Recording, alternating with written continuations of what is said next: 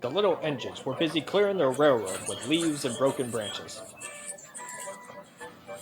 Peter, Sam, and Rusty often worked together.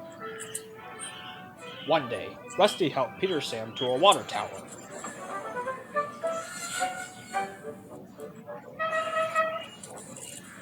Peter Sam had felt much better after his long drink, but the freight cars were bored. Let's break away. Their loads were heavy, and the coupling was old. One snapped. Faster, faster, shouted the silly freight cars. A sign read slow steep bends and ravine ahead, but the silly cars never saw it. Then, it was too late.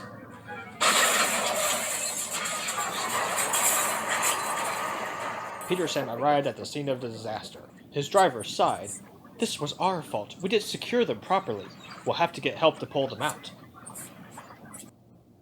Sir Topham Hatt would be very annoyed. And he was. You will work in the yards until I could trust you again. Duncan was delighted with Peter Sam's dilemma.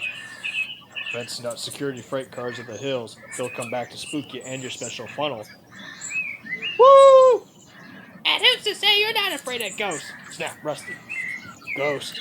Things that go bump in the night. Rubbish!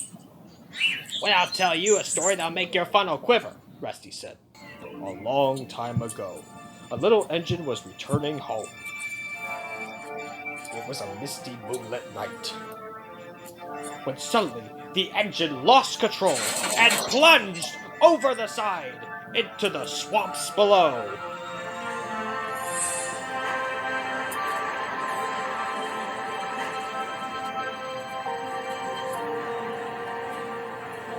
He was never found again, but many a workman will tell you when the moon is full, they have seen the little engine trying to get home, but he never reaches the other side.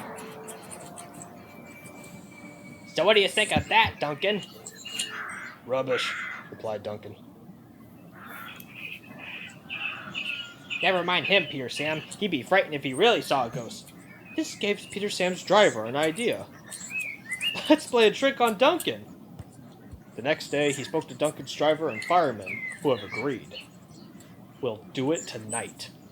Duncan had to take coal cars to the slate mines, and then bring cars back.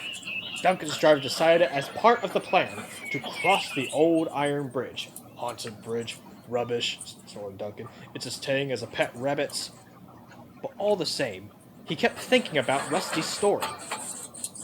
When dusk fell, he was keen to leave. If we don't go now, Scarlet will take my favorite place in the shed. We have to collect our cars first, his driver replied. He could see that the plan was working because Duncan was nervous. When night fell, they set off.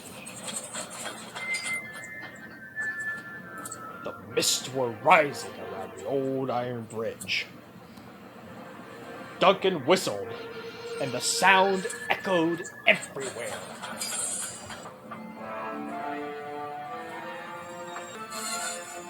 Then, ahead, he saw flickering lights. His driver only knew they were just insects that shine brightly at night, but to Duncan they looked like an engine. Next, his driver secretly threw a rock from the cab into the ravine below!